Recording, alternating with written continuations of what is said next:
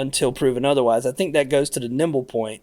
As important as it is to be able to identify all of these things that build towards like these trend days that go forever, it's also important to be just as quick to hold them to a really high standard when they're not checking all those boxes. Longtime fans of the show should be familiar with the lender formerly known as Sue Pullen, and I'm pleased to announce that she's back, fresh off a rebrand and ready to help as Sue Mackey. Sue is a certified mortgage advisor at Fairway Independent Mortgage, an equal housing lender who focuses on finding the right product for you and your needs. She has over 20 years of experience helping thousands of homeowners. Whether it's purchasing, refinancing, or even a reverse mortgage, Sue will help. Sue's licensed in 36 states now, so reach out and let Sue Mackey it happen for you. The best way to reach her is to just give her a call at 520-977-7904 or in an email, spullen@fairwaymc.com.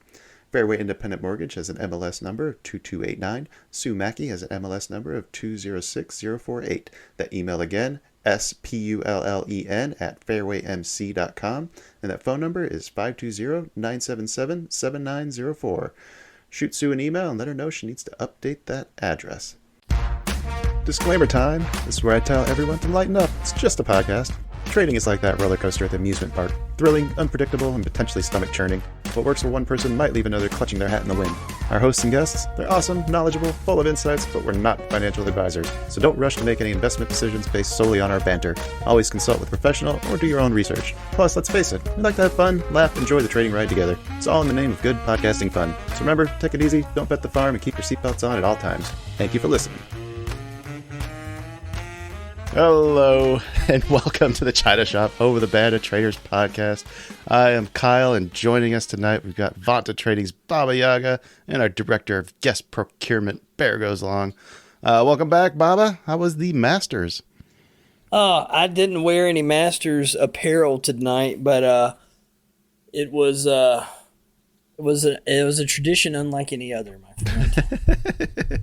Were there any other traditions that were partaken of, that like night putting? Was there any night putting happen? Like, you mean sneaking on the course or something? Yeah. No. Oh, no. I value my opportunity to be there way too much. If you mess up, you lose like that pass, like right for forever. Yeah, you know, a lot of people this year apparently they cracked down on a lot of the ticket subselling or secondary market selling and stuff like that. A lot of people lost badges for life. Really? Ooh. Mm-hmm. Ouch. Damn. What about you, Bear? How's your Easter, man? Pretty quiet. It was kind of fun. Did a big Easter brunch at the local church, and so cooked I don't know how many pounds of pancakes. A lot. That was a lot of fun. So yeah, not bad. It was nice. I saw your customary Friday night prime rib on Twitter. Looks like you're eating good again. It's Friday night. You gotta eat prime rib. All right, well, let's do some show news and we can get into our topics for today. So last time we talked, I think I mentioned that the guest episodes are going to be slowing down. But thanks to Bear and Joe and Quincy, we've actually got some lined up for next week and the week after. First up is going to be the real Ariel. He's a guy who went from prison. He went from a prison stint to successful swing trading. I think he ran up an account from like 30K to like 3 million, after he got out. Yeah, it's quite the story. So yeah, looking forward to posting that on. That'll be out on Thursday. And then Bear, if you want to tell us about Mandy, because you're the one who set that one up for us. So I actually managed to live up to my title as Director of Guest Procurement, and I talked to my friend Randy. I love trying to say her last name. It's Rasvenjarian. I'm not even going to try. MPX trader on the X, formerly known as Twitter. MPX trader. She's a really fascinating person, trader, not psychologist, but trader, performance. She also does performance coaching. And I've taken a few classes from her over the years and had a lot of conversations. So I was kind of excited she wanted to join in. So she kicked it off by asking about, hey, are there any podcasts that feature actual traders? I saw that. Yeah, Baba, Flurry. Oh, Flurry's not here, so he doesn't count. Yeah, he's still featured though. He's got a profile on the main page. Yeah. Oh, yeah, Just no, because that's he's gonna slacking tonight. Well, the last time he was supposed to be on, he fell asleep, but what are we gonna do? I wasn't going to bring that up. Well, I forgot to bring it up, or I probably would have. Oh, what are we going to talk about today, guys? I think, Bobby, you had a couple good suggestions. There's something in there about being nimble. Well, did you see the market today? I've seen it basically for the past, 3 months, and it has been challenging, to say the least. It was at least calmer, mostly. It's the thing that it's... I don't know how you explain it. It's just like one day, like 1 minute you're sitting in like this beautiful short that looks like it's getting ready to run down to Valhalla, and the next thing you know, they're wiping out the other side, pushing up past 4-hour highs, and what are we doing? What is going on? Yeah. So I would say that I appreciate an elevated VIX personally. Mm-hmm. So get me in the high teens, in that range. I think my performance, what I can extract goes up for sure. Do you like it in the 60s? No, not so much that. When you get I think when you get where we have been a little bit lately, into the upper 20s, that kind of stuff. Yeah. It gets a little bit wonky, especially into the 30s. I'd say the challenge there is you still got plenty of opportunity, but you've got to you got to kind of change. And maybe this is like a little something we could just talk briefly about before we move into more of the topic. But I think one thing is that's important. You kind of got to figure out how you're going to size a little bit differently. I mentioned that a little bit today. And when I say that, what I'm looking to do most of the times, the dog just made a loud noise. Apologies. Is my first entry is going to be on size that doesn't matter at all. Mm-hmm. And the stop is going to be fairly wide. Now, I'm not just entering randomly, but where traditionally, in a lower VIX environment, there was a point where 7-point stop, 10-point stop was dang, what's going on over there was there? a point where 7-point stops, 10-point stops, that was just that was pretty manageable. You should probably clarify. You're talking about NQ? NASDAQ, yeah. Yeah, NQ. Sorry, everybody should know that by now. I know, right? Well, I've just been trading ES for the last 3 weeks, so I'm like... Well, that's another option too, right? Is a different product with the less, if the cocaine train is a bit much, you can always get over on something different like the ES. Yeah. But problem is ES is trading like NQ was when the time you're talking about when you had your 7-point stops. Yeah, I mean, that's been great the last 3 weeks. ES has been acting more like NQ, and NQ's just been like a complete crack monkey. It's been trading more like a penny stock on a breakout on a news session or something. But and then all in on position size most of the time, or at least half or something, and then I would add into it. Now it's I enter with one contract or two or maybe three, and my stop is 75 points. Now, or not 75. No, not 75 points. Maybe 35 points. Sorry, not 75. Right. 35. I mean, like an emergency stop. Basically, I start with a small position and an emergency stop. Right, Okay. right. When we're in a spot, right? And then, we get a little bit on, we get our emergency stop. Then after just a second, because it seems like where entries typically have been pretty, can be a little sharp. They haven't been as sharp, but I think that's just a fluctuation of entering on the edge of something in this environment means you get a little more expansion. Mm-hmm. So then I'll get that emergency stop from an emergency stop, quote unquote, to something more reasonable, and then try to get another big chunk within the first kind of impulse of that move, so that if you get any measure of follow through, I can kind of scale a little batch, and then the trade becomes almost like a free ride. Even though there's still a stop out there, I've scaled a little bit, so now it's now I'll mitigate open P&L with realized P&L, and then maybe add a little bit or whatever. And I think just being aware that the entries in this environment typically are going to require a little more nuance. with either how you're sizing or how your stop is, or a little bit of both, and I think the important thing is not letting that adjustment kind of frustrate you right out of the gate. And it's like super common you might have to take a couple stops if you're trading in generally the right direction. Once the move happens, the P&L take is going to be much wider, right? The swings are bigger, the moves are wider, as long as you're on the right end of one at some point. And I think that like just making that almost like consenting to the fact that that's how things are for right now is helpful to me in guarding against like getting frustrated, Just like I know the entry is going to be a little bit of work. I know that I'm going to have to be a little more mindful of where I'm putting stops and how I'm adding. It just takes like an extra measure of kind of focus and a little bit more almost like precision in how you're operating. But on the flip side, if you're on the right end, so I've seen my trade count is higher right now. My win rate that I was super proud of a few weeks ago, but was like double what it was at a certain point, has come down off of that a little bit. But then my what I'm able to extract is more. So I'll take that as long as the math works out, right? Yeah, but I'll take yeah. that kind of exchange, but I think it's a little more taxing. You know what I mean? Like having to kind of navigate all that. It's not just status quo, take a trade. Oh, this looks great.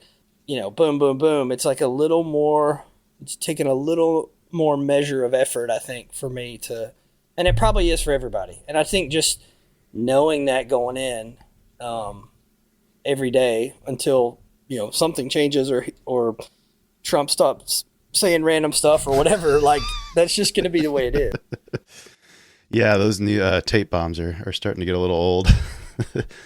Dad, we still got, 4 more years to go with that? Yeah. Oh, well, I think it'll settle out. I think the big tariff things. Yeah, it'll get sorted, and then we'll be a little more reasonable. Hopefully. But have y'all noticed making adjustments or kind of having to, I feel like the phrase I would almost use is having to kind of tiptoe into a position at the very beginning, and then after the little bit of a tiptoe, then it's like dive in all the way. That's the way that I've been.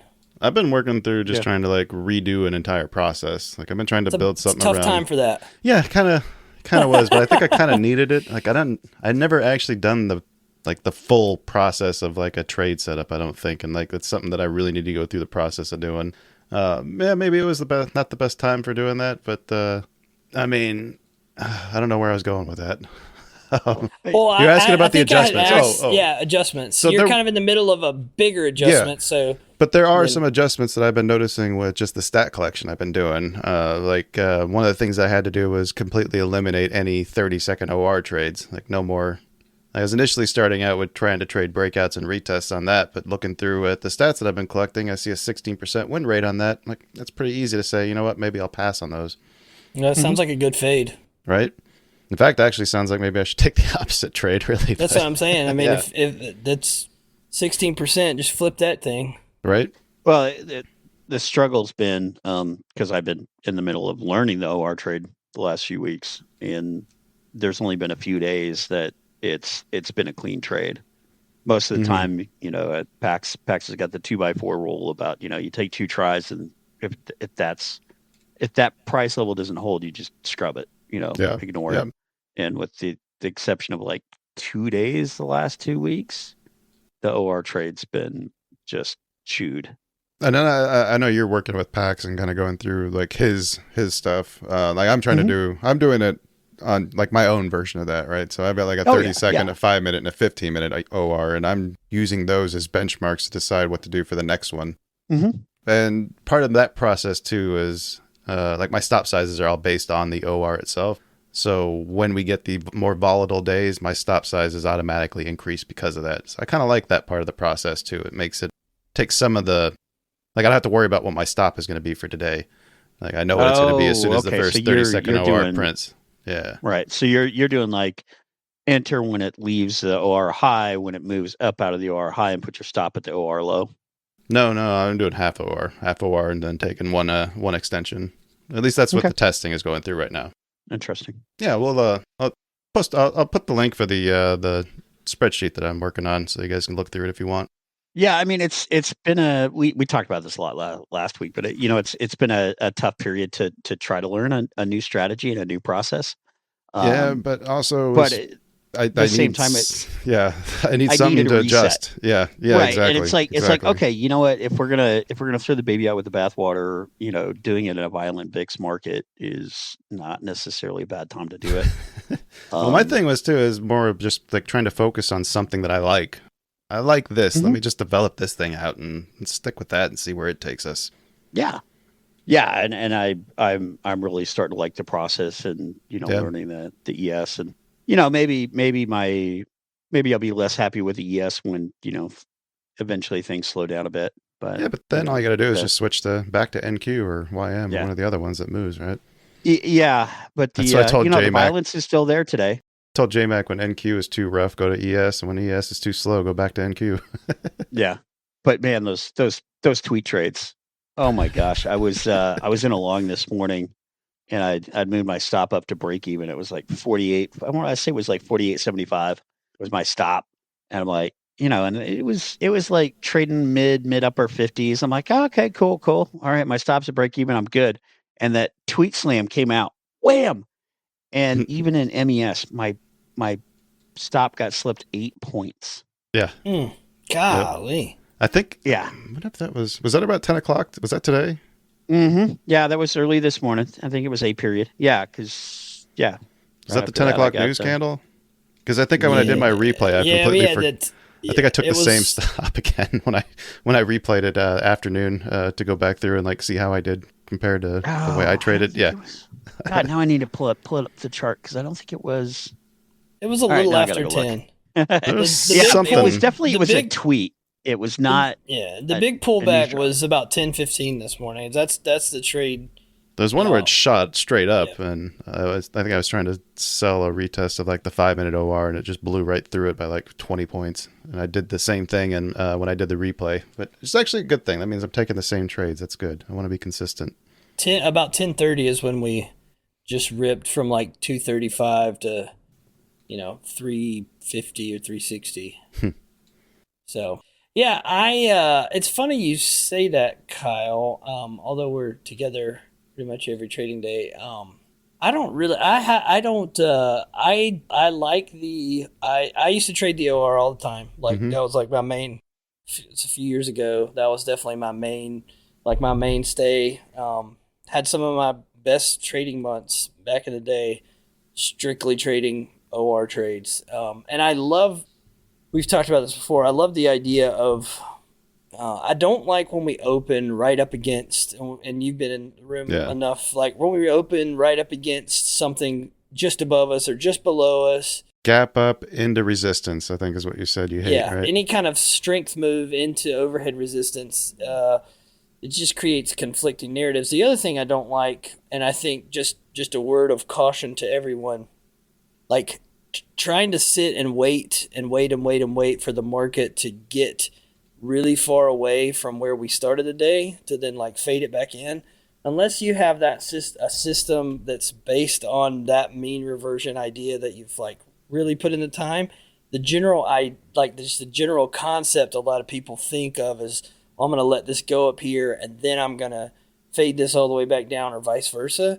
A lot of times you're trying to trade the market back into itself. And I used to talk a lot about trading from where we are out to stuff that matters.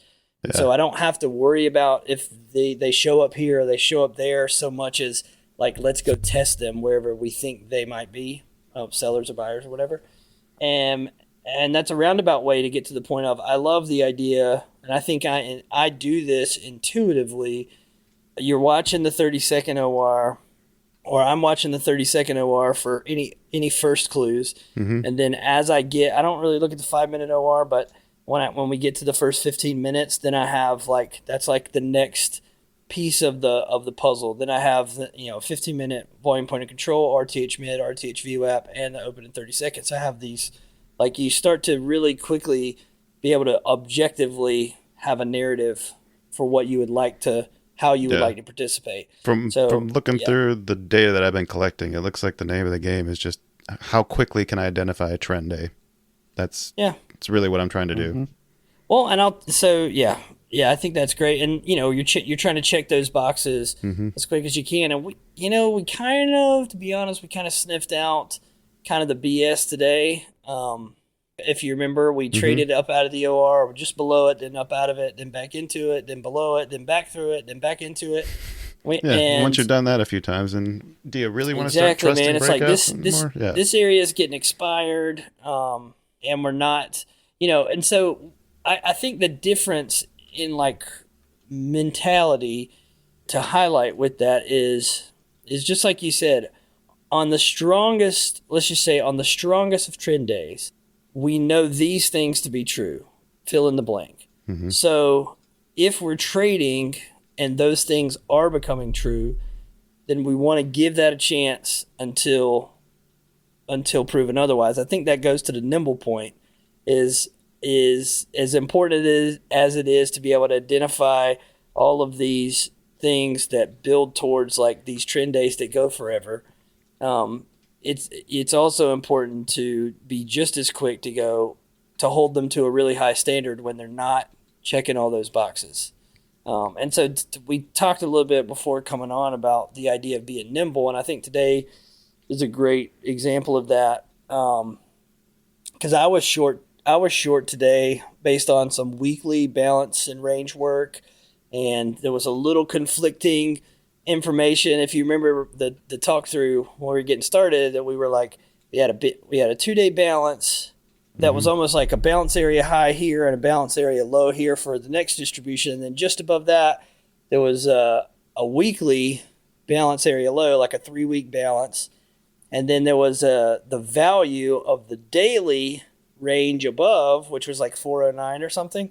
And I don't remember the exact numbers, but I do remember like drawing a giant box around all of that, being like, between here and here, it may just be like kind of a crap show, because it feels like you're just going to get this until somebody finally gives up. And right. I traded the long side early, then I traded the short side, and I traded the short side again. And then I left to go take my son to the doctor, and that stop above the OR obviously got hit shortly thereafter, and came back later in the afternoon. They were teetering around something, I can't remember, and I was like, are they going to break this down here? Are we going to break this down finally? I was kind of thinking that, like, are we going to break this? This is going to be nasty if we pull on a Friday like this. And I started looking at some of the stats work of like where typically where do we retrace to most often on Fridays, and what percentage, how far into the overnight range and all this stuff. And I started looking like, man, there's actually based on the last 300 and however many days, statistically where we are right now is more likely that we trade lower than that we trade higher from wherever we were at that time. I don't remember all the specifics. So I thought that, and I was like, okay, we'll find a way to position in light of that information and try to get, another, because today had been a good day. I traded last night. I was, posting a lot last night about what was going on. And I traded a bunch last night, and then traded some this morning coming into the open. So, and then I traded I was having a pretty good day, and I was thinking we'll lean in, and I felt like we had some weakness below from yesterday's run. And the funny thing is, like, I would get into a position, I would get that add off, maybe get like one scale, and then or stopped out again. I'm like, dude, it is so hard to get position for this. And then like those words, I literally said that out loud. We weren't even on mic at that point. And then I was like, dude, at this point, what's left to accomplish? Like, what have we not done to the upside? That if I were bullish, I'd be like, dude, I want to go see this. Right. And I just like totally was like, well, screw what's probable based on history. Like, the sellers cannot push this below that 2-day balance high. They have had every opportunity and all the time in the world. So I just flipped the freaking thing long and started trading to the long side. And I'm really thankful that I did.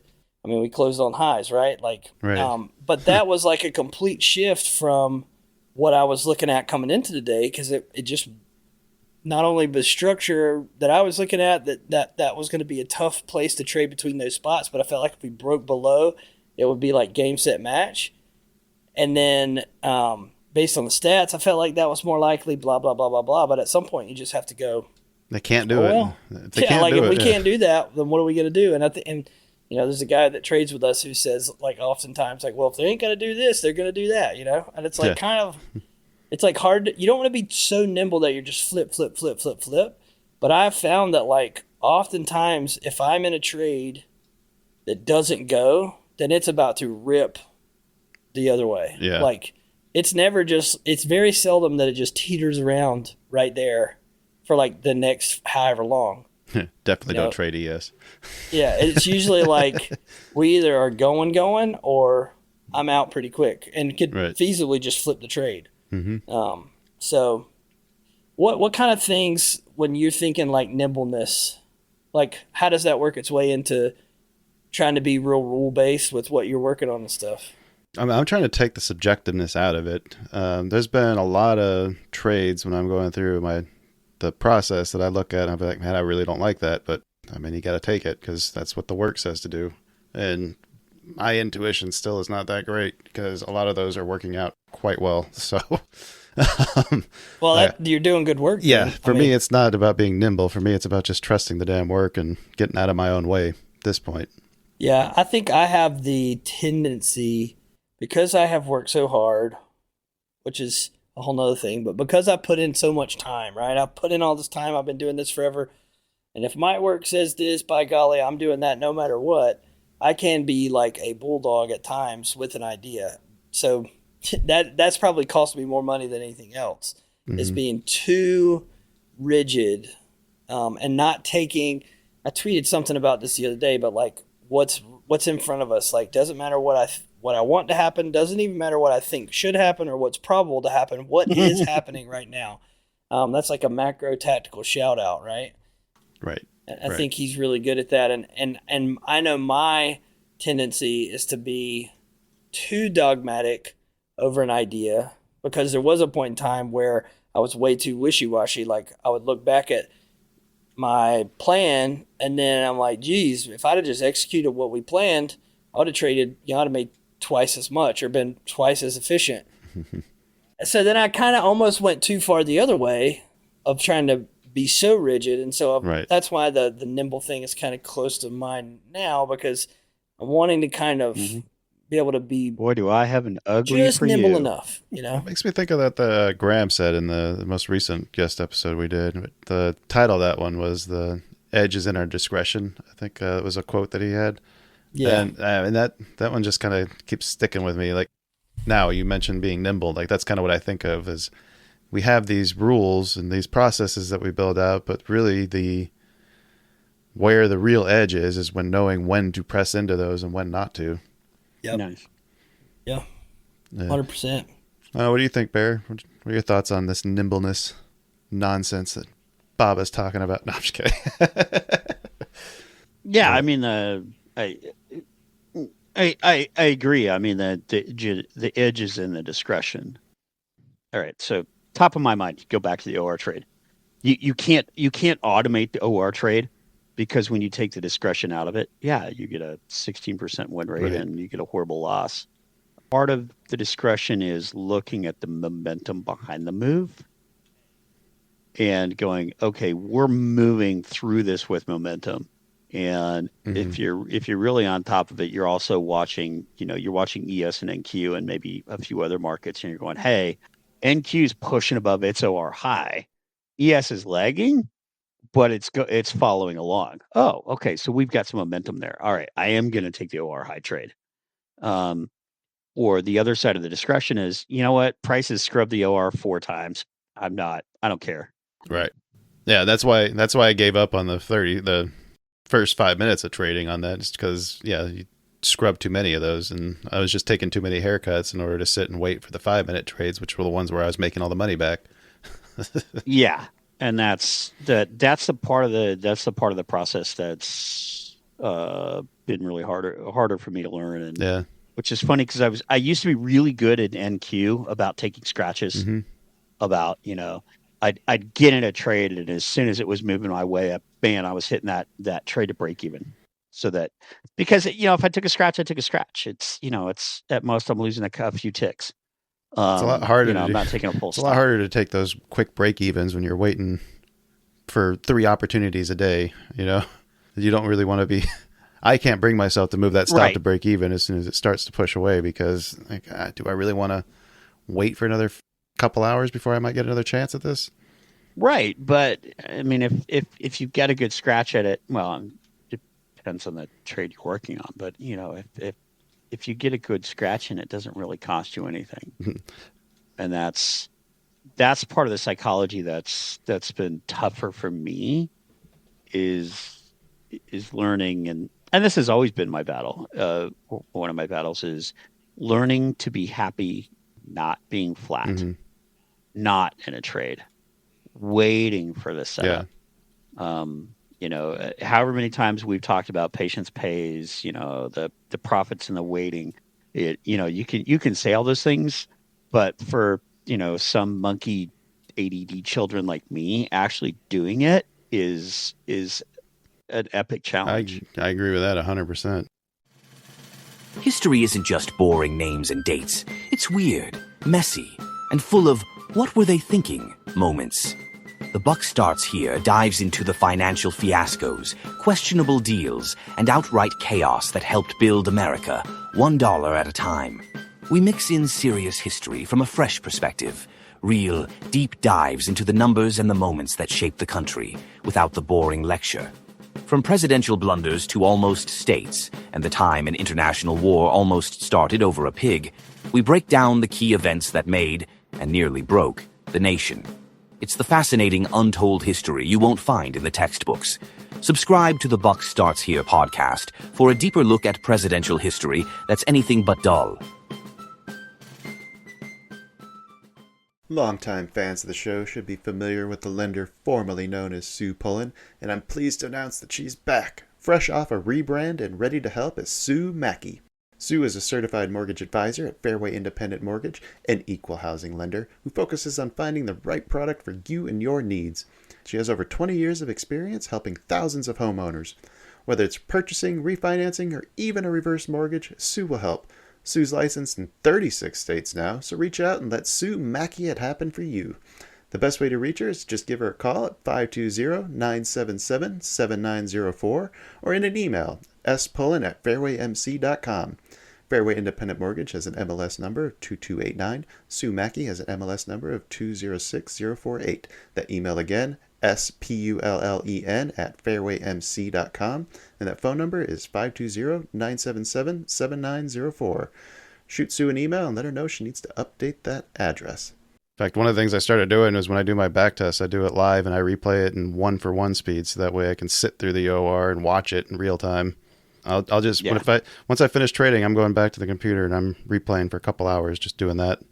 Yeah, and my best days this week especially have been the days where I trade sim for the first 5-10 minutes until things calm down before I'll trade to live. Just something to keep you distracted. I'm still taking the same trades. I'm still trying to take the same trades, learn the system, but I'm waiting for it to slow down a bit, and I'm waiting for it to actually push away from the OR.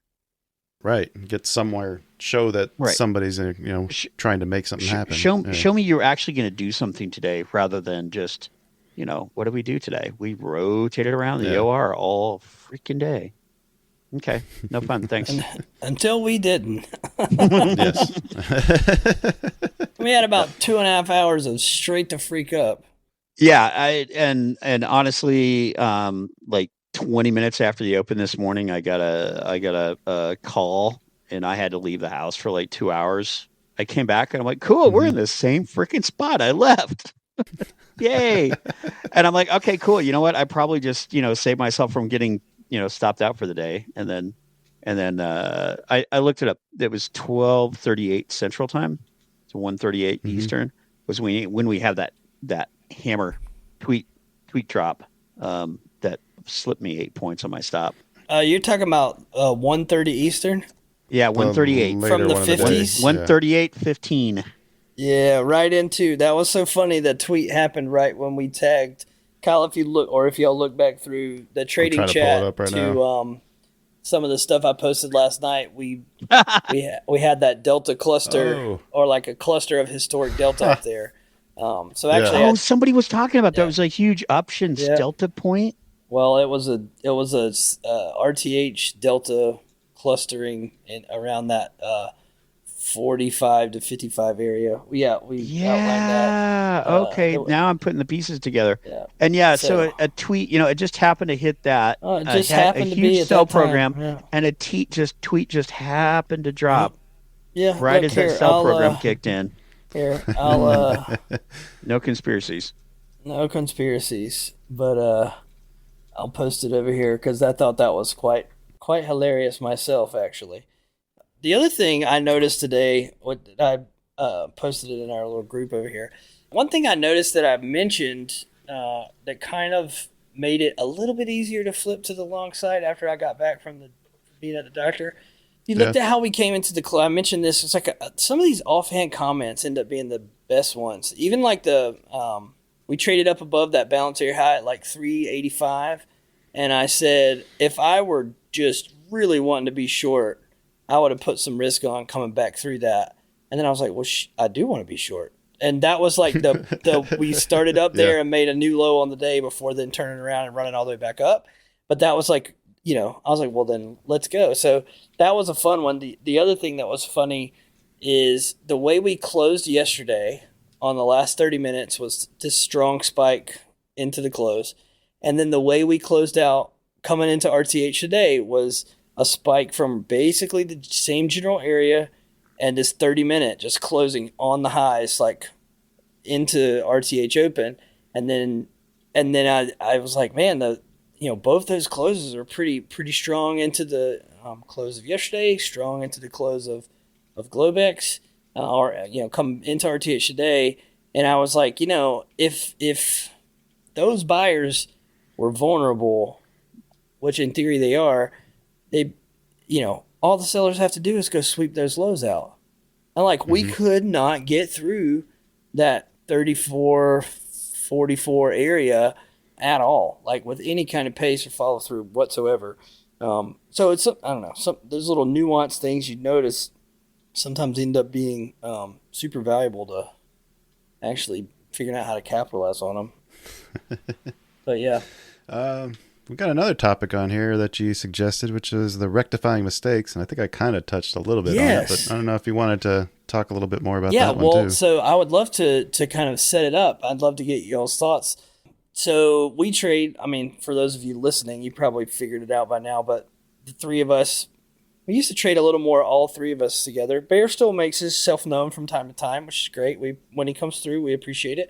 Kyle and I and a bunch of other people trade every day together, and every day, baby. Unless it's Masters week, and then I'm kind of halfway trading and mostly just watching golf. But I'm trading with these guys. I'm talking through what I'm thinking and seeing coming into the market, and we're discussing, what's unfolding, and then I'm taking trades. And we don't have a call out room.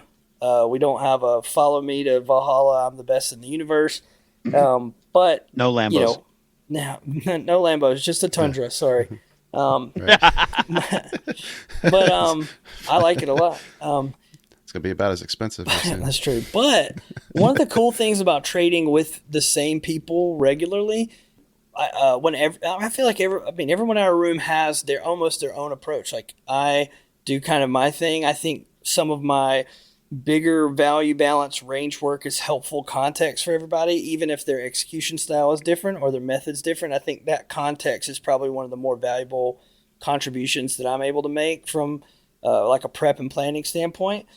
So we're in there with people who are super capable, and everybody does stuff a little bit differently. Well, while I've been on a bit of a run for a little while, which has been fun. I've been not like I'm the best thing in the world, but I don't know, a lot of time has been good days, good time, fun for the most part. Some annoyance in there, but to be expected. But anyways, one of the things that someone said to me in one of the guys, he messaged me. We were texting back and forth about some trades and some overnight session stuff or whatever, and joking. How did you finish up the day? Blah blah. And he's like, "Well, your first trades for the last 2 weeks have just sucked." And I was like, "You know what? My first trades for the last 2 weeks have just sucked." And actually, yeah, now that you're thinking about it, you're saying, I'm going to take a little piece here. Whoop, that didn't work. Well, and so what we were looking at some stats too. Like I was sending them some stats, and we were kicking it around. And what's funny is, and so where that works is those stops are, like I said, super quick and small size, so it's fine. Yeah. But I was like, maybe I need to just slow it down just a little bit on those first trades. And I just thought that was such I appreciated that he said that to me. And it was also really helpful for someone else to point that out. Cause I hadn't really thought much of it. I was just like, the market's just kind of like that, lately, because the results on the whole day over the last month and a half or 2 months have been, great. But, obviously there's still chinks in the armor. There's still, stuff we can all improve on. And I just thought, man, how valuable is it that I'm trading around guys who are, one, aware of what's going on to the point where they're where they are willing to say, hey, man, you're first, wait for those second or third ones because the first ones are just not it lately. And I mean, that was just so helpful this week. We talked about that last week. It's not like it's cured, but I think coming into Monday, I think we talked about that. Monday, Tuesday, and I think 2 of those 3 days, Monday, Tuesday, Wednesday, I think 2 of those days were pretty strong trend days, if I'm not mistaken. Yeah, Monday was a really good where day. We had a lot of check boxes for trend day characteristics and blah blah blah blah blah. And I get a little nervous, I get a little don't want to miss out on a trend day sometimes, so I'll put a little something on just to be in the game, in case we get on one of those banger trend days, and I've got this really great average helping for my ads. But even on those days, I was able to keep front of mind, and we even talked about it, gonna try to let this develop a little bit. And so I think that speaks to the value of trading around good people. It kind of speaks to the value of being honest with the guys that you're going to war with every day. So I thought, you know what, there's probably something there from a practical standpoint for everybody. If you notice that you dig a big hole and then you have to dig out of it, maybe start thinking about those first few trades and some patience, things, but then also, zoom the lens out a little bit from the very specific and just go the value of people who can speak into what you're doing, no matter if you're, the guy behind the microphone and sharing your screen, or you're just on voice hanging out, I like that, man. It's funny how small things can lead to big changes like that, right? You probably didn't think he was going to be making that big of an impact on your P&L over the course of the week when he made whatever comment. No, I should probably send him a bottle of bourbon or whatever he likes, or something, say thanks, dude. Yeah. But the other thing I was thinking with the patience that you're talking about, I find myself where I've fired all my bullets off, and now when it comes to the trade that I really want, I don't have any more capital. So if I had sat on my hands and not taken all of these other C+ opportunities, I'd be really ready to pounce on this A+ one. And that's been, I think, where the struggle has been for me, is being able to sit on my hands and not take those twitchy finger ones that I just want to take. Twitchy finger. Okay, so in the least ridiculous way possible, we're together every day. I don't recall a time in memory recent that I've ran out of bullets, period. I have decided that, okay, I started the day with, however many, 250 points already bagged, and I've given back 150 of those points. I'm just gonna, today ain't my day. I'm gonna take those and just go home with them. That's happened a couple times, but I think that's really front of mind for me, honestly.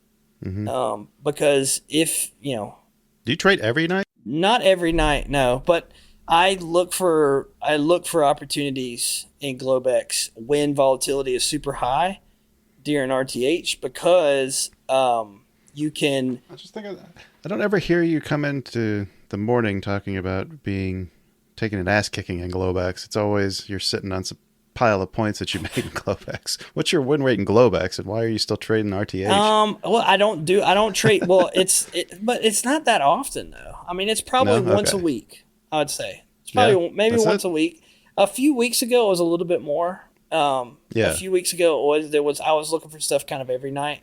I feel like what I look for in Globex is that 10 p.m. 4-hour candle close, kind of similar to RTH. When we get to like 10 a.m., it's like, all right, this is either banger or this whole house of cards is about to fall apart that they just built, Right. Whichever way we're trading. Like that's usually like that 15, 20 minute, it's very vulnerable, I think, to like trend shift or really, it's a pivotal time for whatever reason, 4-hour candle, blah, blah, blah. I don't know, magic, wizardry.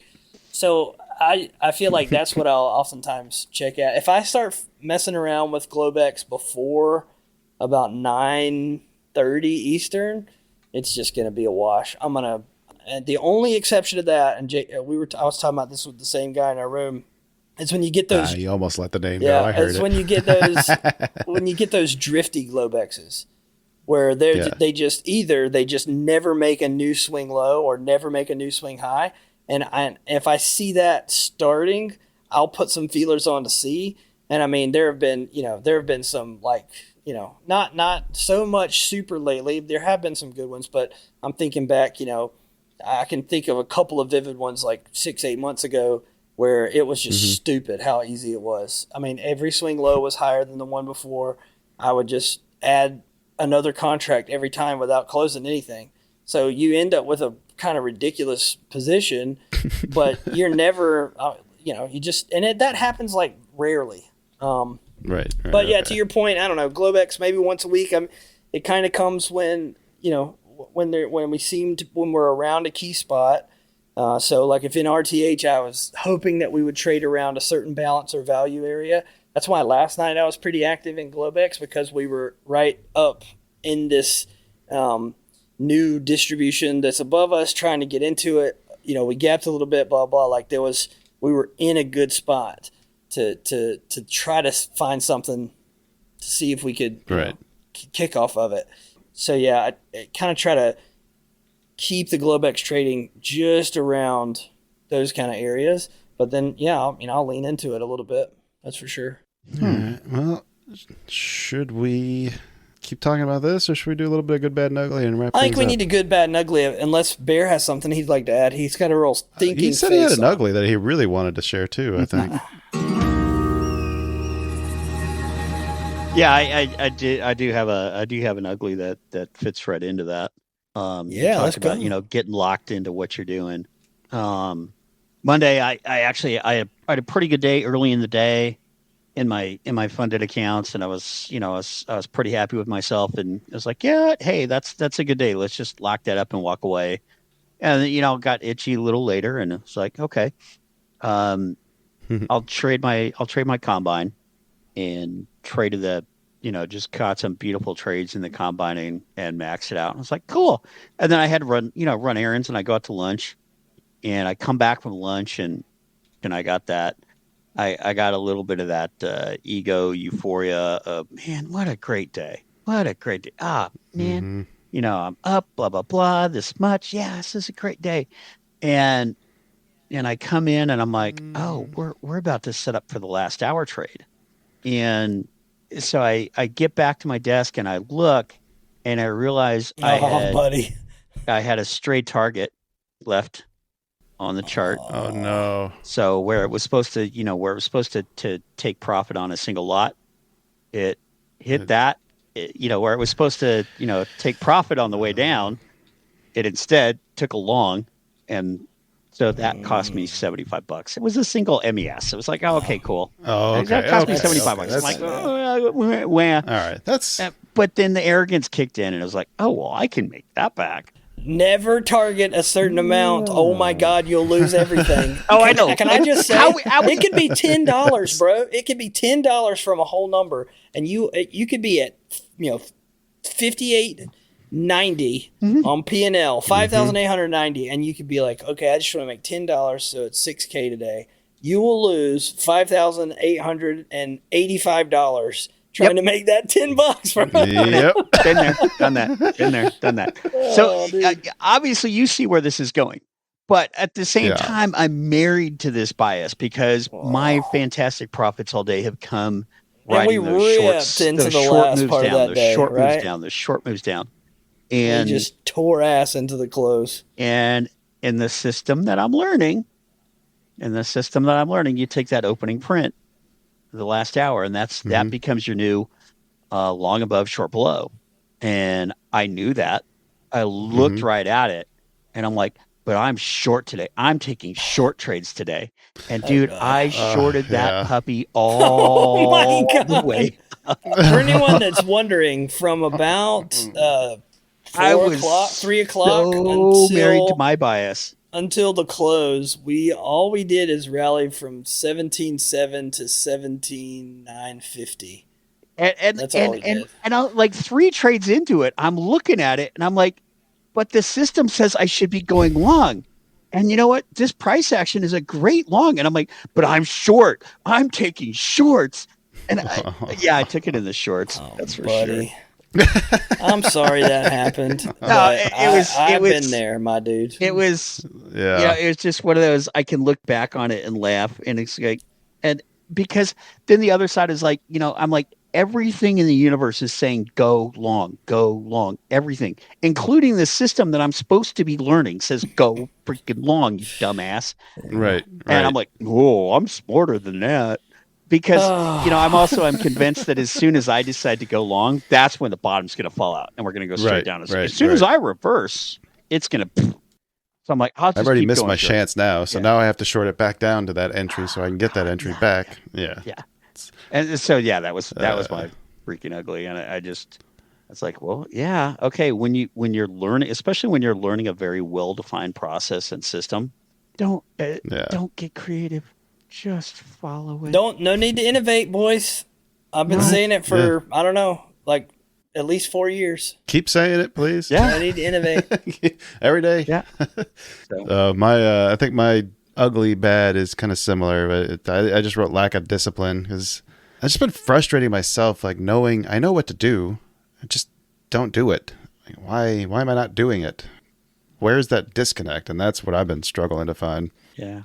What about you, Baba? What's my bad? Not good or anything either. I mean, my good was reviewing my trades, but we already talked about that. Yeah.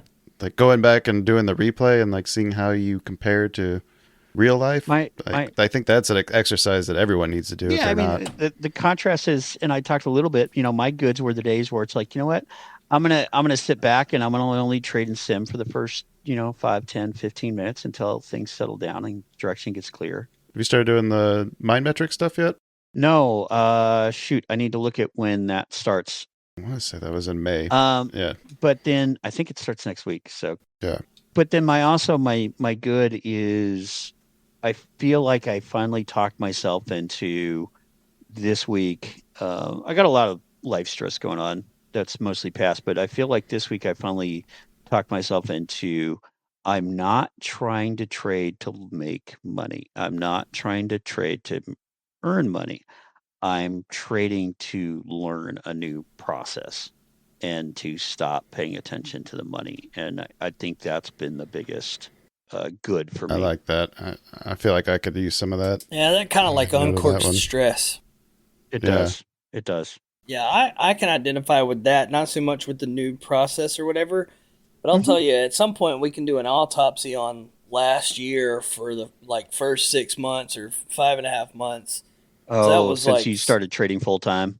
Yeah, especially last year. That was like some of the. I mean, that was like borderline embarrassing.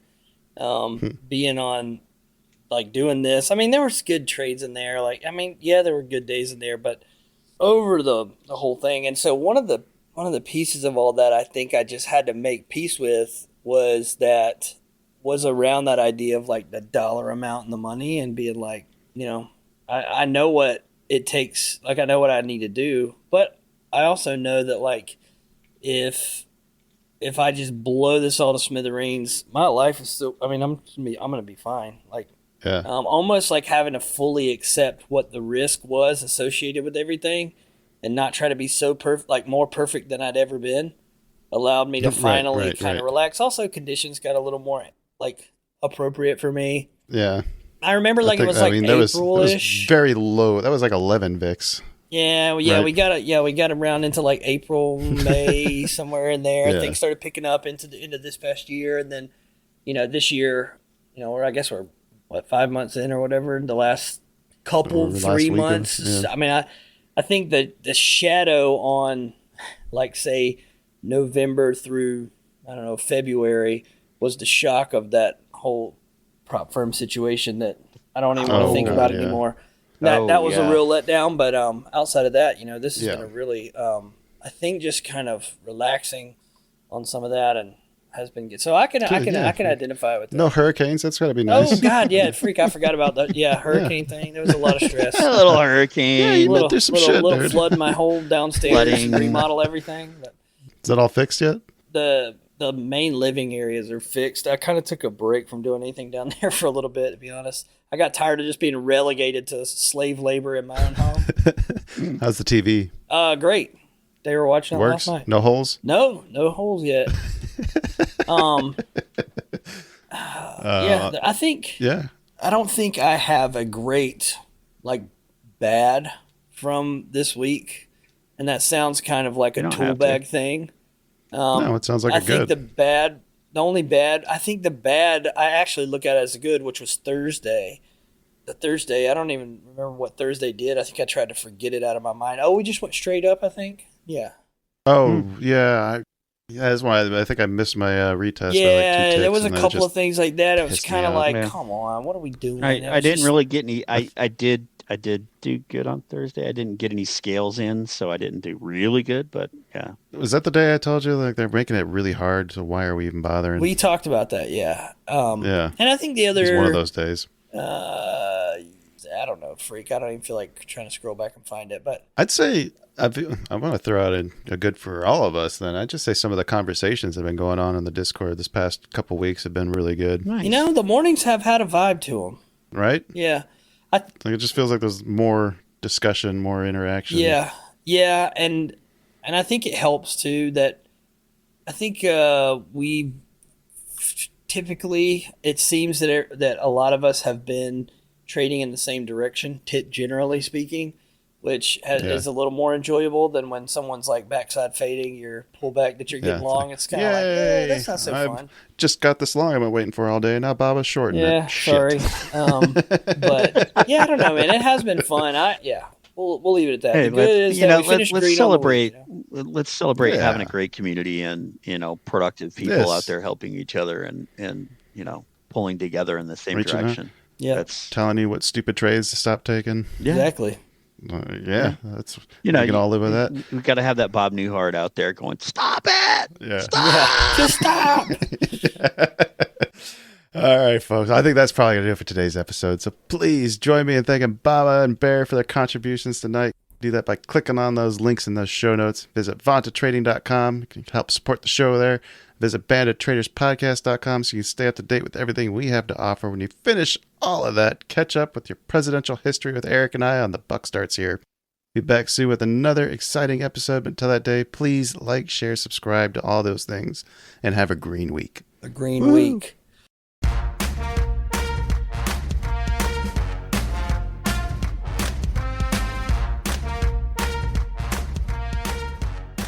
This podcast is intended for informational and educational purposes only. It does not constitute financial or investment advice and should not be construed as such.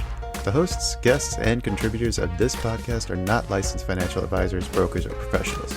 Any trading or investment decisions made based on the content of this podcast are solely at the listener's discretion and risk. Trading and investing in financial markets carry inherent risks, and past performance is not indicative of future results. Listeners should conduct their own research and seek advice from qualified financial professionals before making any financial decisions. The views, opinions, and information shared in this podcast are those of the individual contributors and do not necessarily reflect the views or policies of the podcast creators or associated organizations. Produced by China Shop Productions.